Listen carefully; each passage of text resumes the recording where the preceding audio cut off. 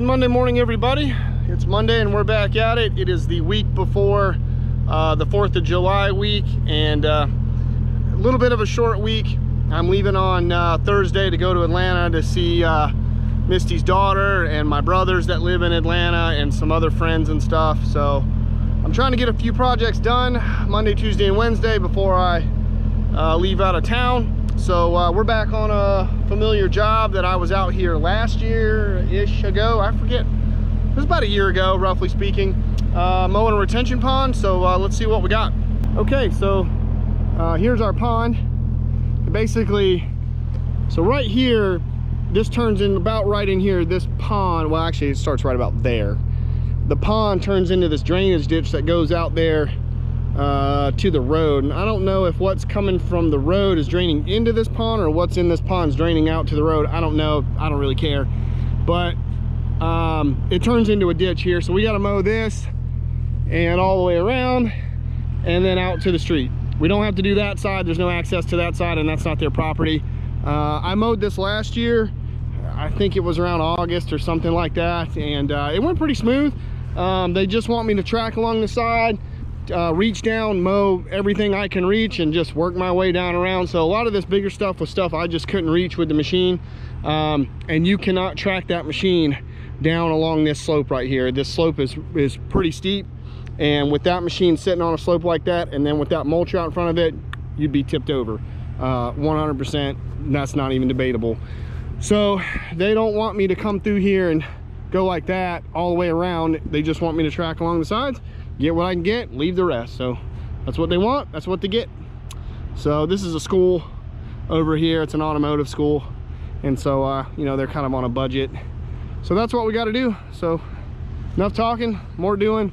So let's hop in Little Munchie and get started. And honestly, I got the mulcher, just for quick reference, I already had the mulcher hooked up the machine. I just picked it up this morning from Dobbs. They've gotten its service, 250-hour service, oil change, fuel filter, yada yada. And I already had the mulcher hooked up. I could use the brush cutter for this, but when I get along that side, the brush cutter has a tendency to throw more stuff kind of all directions. So it's a lot nicer to use the mulcher, and it'll just keep stuff from kind of going everywhere and make less of a mess. So, but brush cutter would do this job just as good, maybe just make a little more mess. But all right, let's get started.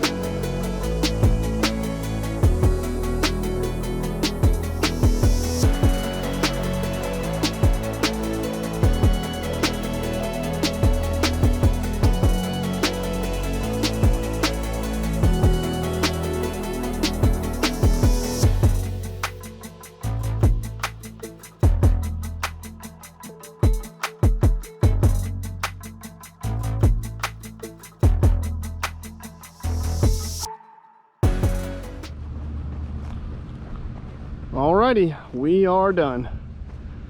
So just tracked along here, just reached and got what I could. Now I might approach them maybe next year or in the winter time, or maybe next year, about coming through here. And I mean, you can see how steep this bank is. I mean, let me put the GoPro on the ground and I'll put it flush to the ground. You can see. So it's pretty steep. You're not going to be able to walk a machine, any excavator, along this bank like that and cut this. Not going to happen. You really got two options. Come through here with a bigger machine, you know, something like a 15-ton at least. Something like a 15-ton with a brush cutter head on it, or a mulcher, and be able to sit up here and have enough reach to come out and get that bank. Or with the mini, and you're gonna have to basically go back and forth and use the blade in front to keep you, you know, stable in the front. And then if I did that, I'd probably use the brush cutter because it's a lot lighter, and most of this stuff is small, and I'd be so far down in there it wouldn't really throw stuff much back up this way. So, and now if I was cutting up here at the side, I'd want to shoot everything out that way. But if I'm going down here and doing like this, it's just going to throw everything out to the sides mostly. So I might approach him about doing that and really cleaning that edge up maybe next year. But it's gonna be a little bit more money, because it's probably going to take 1.5 to 2 times as much time to do it that way. So there's definitely going to be some more cost involved with that. But we could definitely, I think, some of this might have to be done by hand. Like that's really steep right there where they got this coming down. But in some areas it's not bad, but the way the site people did this pond is kind of jacked up. But the way they did this whole site was jacked up. But that's a story for another day. But I think I could get most of it, you know. And maybe if I couldn't get it from this side, I could track down through there on that back side and get that stuff, especially if it's dry. But it turned out well. This is basically what I did last year, and they were really happy with it. So there's the ditch going on down through there. So all right, I'm gonna load Little Munchie up, and we got one more thing we got to go do. I gotta swap the mulcher out for the bucket. We got one quick little project to go do down in town. I'll film that really quick. We'll see what that's about. And yeah, but the pond's done. Well, we're back over here. So let me explain to you kind of what happened here. So after I finished the job, I basically deal with one of the instructors over here at the school. This is a private, like, automotive high school thing. And I deal with one of the instructors over here, and he's sort of like the informal groundskeeper. He mows the grass and stuff like that. So he was over here when I got done. He said everything looks great, and I said, hey, you know, next year maybe we could talk about coming back and me kind of walking down this hill and cleaning up this edge, you know, and all the way, you know, a little more around that way and stuff. And he said, yeah, I'll talk to him and we'll do that maybe next year. Well, later that afternoon he calls me back and he's like, hey, I talked to the guy in charge, and we want you to go ahead and do the edge basically on this front section so they can actually see the pond. They did have an alligator in here maybe like a 1.5 years or so ago. The first time I came here, they were like, look out for an alligator. It might be a 6-footer in there, but I never saw it, and I haven't seen one yesterday. But they do want to do this little front section here, about to kind of like down there, just so they've got view of the pond right here, because they keep some cars and stuff out here, and he moved those. But there were some out here yesterday, so sometimes the students are back here doing stuff, and they just want to have a little better visibility of the pond. So we're going to try to walk down this embankment real quick, just clean this up a little bit and see what we can do. So let's get it done.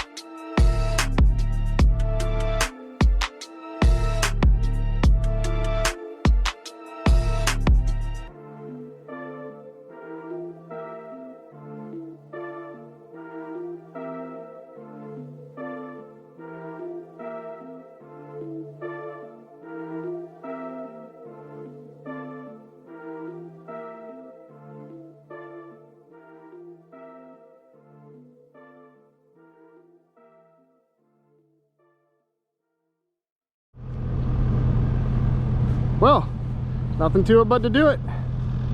That all looks good. Got it all the way down to basically where the pond starts funneling into that ditch. That's basically the corner right there. So if they park any cars or anything out here that they're going to work on, like they had that old race car sitting right over here, you know, they'll have plenty of view of the bank and any nefarious creatures such as snakes and gators or anything else that might be in here that could cause any issues. So yeah, that looks good. That looks really good. So that'll open that up nice, and all that's going to grow back eventually, but you know, it's just what you got to do with these retention ponds. You got to keep them mowed down, you know, cleaned up, cleaned out. So they've got some kind of 4-bay thing going across the middle there. I don't really know what that is, but I don't even know why it's there, but it is. It's like an overflow or something, but oh well. We got it done. They should be happy with that. Looks good. No issues with the machine. Didn't get stuck. Didn't have any problems. Got to be real careful on these banks going down these slopes, especially with the brush cutter. The MTL brush cutter, it's not as bad because that thing weighs like 300 pounds. That mulcher weighs 1,000 pounds. So what happens is when you're sitting on this bank and you're down at an angle like that, the machine doesn't have enough. So what happens is the swing motor, when you're swinging like this, the swing motor, like back and forth, you know, on the turntable there, like the machine swinging around like that, the swing motor does not rob power from the mulcher. It's like it only has what it has. When you're moving the boom and arm and everything, that hydraulic system will actually rob power. Like you can hear it in the mulcher, like you'll hear it kind of slow down. You know, if I'm raising it, especially if I'm raising it up, because the boom is picking it up against gravity, it's fighting that weight of the mulcher. It'll rob power from the mulcher, and then when you raise it up and get it where it's you know, where you want it, and it stops, you hear it start to spin back up. Well, the swing motor doesn't do that. So what happens is you're sitting on this slope like this, and you're moving the mulcher back and forth. When you start to go up like this, the mulcher, that arm with that mulcher on the end of it becomes like a pendulum, you know, like on a grandfather clock, you know, that thing swinging back and forth. Well, it's only got enough power to go up this way. When it's fighting all that gravity and the weight of that mulcher sticking out like that, it will not come all the way back around. So that's one of the things. The more slope you get on, the less movement you're going to have back and forth with the swing, especially on a smaller machine like that, where, you know, that's a 12,500 pound machine with, you know, 1,000 pound mulcher on the end of it. That's a lot of weight for that machine. So on a bigger machine, it'd probably be less of a problem. So just one of the things to remember if you're mulching with a mini, you know, something in the 6-ton-ish range, 6-8 ton range, something just to think about with that. One of the things I've learned with that. But other than that, you know, as long as you're careful about it, it does pretty good. So, all right, I'm gonna load her up. We're gonna get out of here. I'll check you guys on the next one. Bye, everybody. Okay, so here's the other project we got to do. So this is a lot that I've been maintaining for about, I don't know, 2-3 years now. We just mow it a few times a year. It's just a vacant commercial lot that has to be kept up. But unfortunately, the owner here had an unwanted tenant, and they came back in here and built a little shack, and he's gone, but he left all this for me. So I had my buddy Travis come and drop me off a dumpster.